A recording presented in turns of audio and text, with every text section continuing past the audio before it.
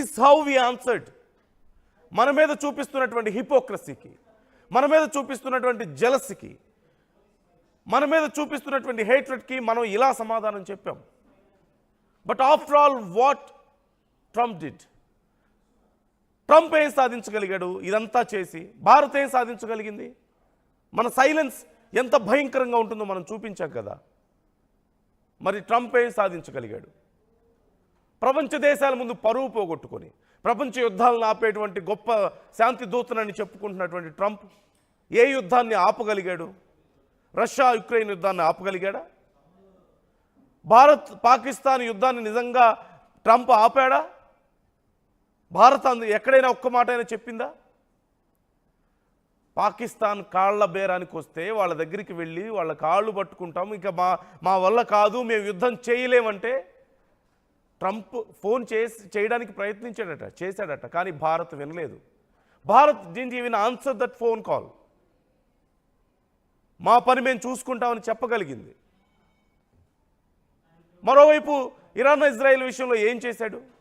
ఏం అవసరం అక్కడ ట్రంప్కి?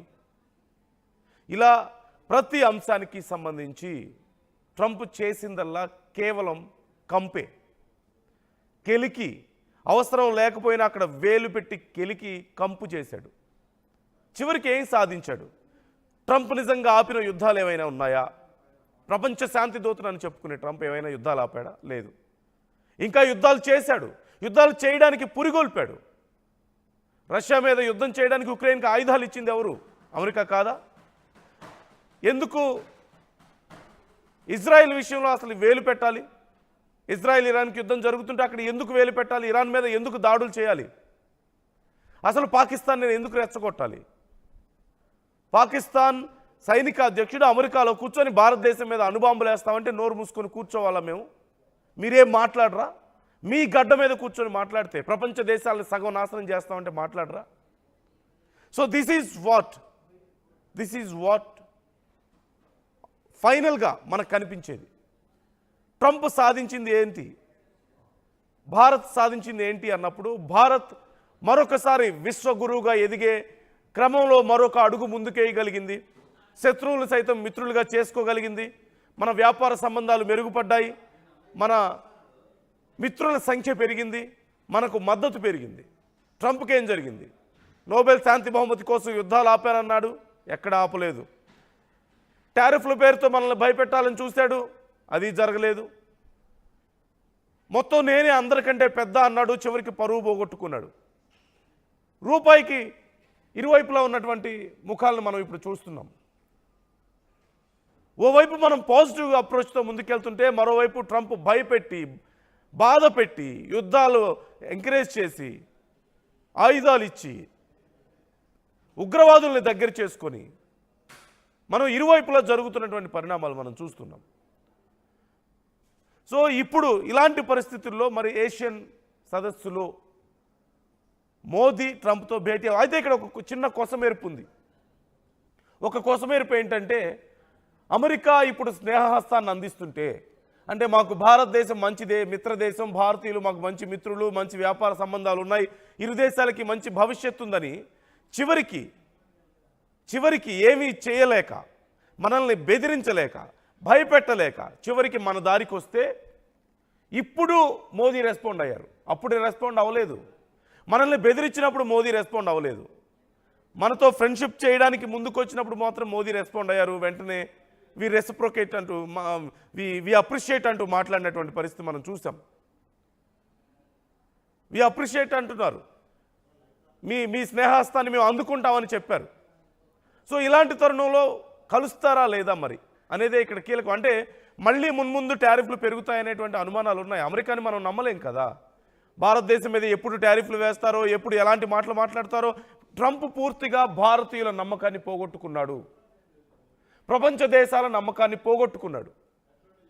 ఈ నేపథ్యంలో ఎప్పుడు అమెరికా ఎలా బిహేవ్ చేస్తుంది, ట్రంప్ ఎలా బిహేవ్ చేస్తాడు అనేది ఎవరికీ తెలియదు.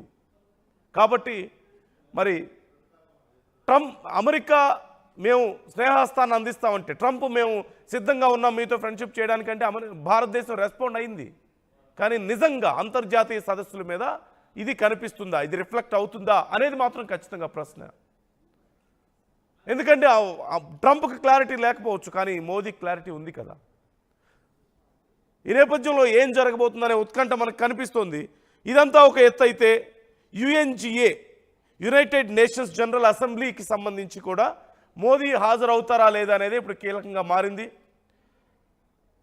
United Nations general assembly high level డిబేట్కు యుఎస్లో జరుగుతుంది, ప్రతి సంవత్సరం జరుగుతుంది. ప్రపంచ దేశ అధినేతలందరూ అక్కడ హాజరవుతారు. యుఎస్ ఒక స్టేజ్ని క్రియేట్ చేస్తుంది. అక్కడ అందరూ ఒక చోట కూర్చొని ప్రపంచ దేశాలు ఎదుర్కొంటున్నటువంటి సమస్యల గురించి, వాటిని ఎలా ఎదుర్కోవాలి అనే అంశాల గురించి మాట్లాడతారు. అంటే కరువు లాంటిది అవ్వచ్చు, లేదంటే పొల్యూషన్ లాంటిది అవ్వచ్చు, లేదంటే ఉగ్రవాదం, ఇలా కీలకమైనటువంటి అంశాలు, డ్రగ్స్ సమస్య, ఇలా ప్రపంచ దేశాలను పట్టి పీడిస్తున్నటువంటి అనేక అంశాలకు సంబంధించి మాట్లాడతారు. మరి ఆ సదస్సుకు మోదీ హాజరవుతారా? ఇది కూడా ఇంకా క్లారిటీ లేదు. భారత్ను అప్రోచ్ అవుతున్నారు, భారత్ ఇంకా దీనికి సంబంధించి రెస్పాండ్ అవ్వలేదు. సో ఇంకా అమెరికా ఇంకా తప్పితే భారత్ తిరిగి మళ్ళీ సాధారణ స్థాయిలో వారితో ఫ్రెండ్షిప్ చేసే పరిస్థితి లేదు. మీరేమనుకుంటున్నారు? ట్రంప్ మోదీ భేటీ ఉండబోతుందా? ఒకసారి ట్రంప్ ఏమంటున్నాడు చూద్దాం. I'll always be friends with Modi. He's great prime minister. He's great. I'll always be friends, but I just don't like what he's doing at this particular moment. But India and the United States have a special relationship. There's nothing to worry about. I'll always be friends with Modi. He's great prime minister. He's great. I'll always be friends, but I just don't like what he's doing at this particular moment. But India and the United States have a special relationship. There's nothing to worry about. So చూస్తున్నాం కదా, is always a great friend అని చెప్పి మోదీని పొగుడుతున్నారు. భారతదేశంతో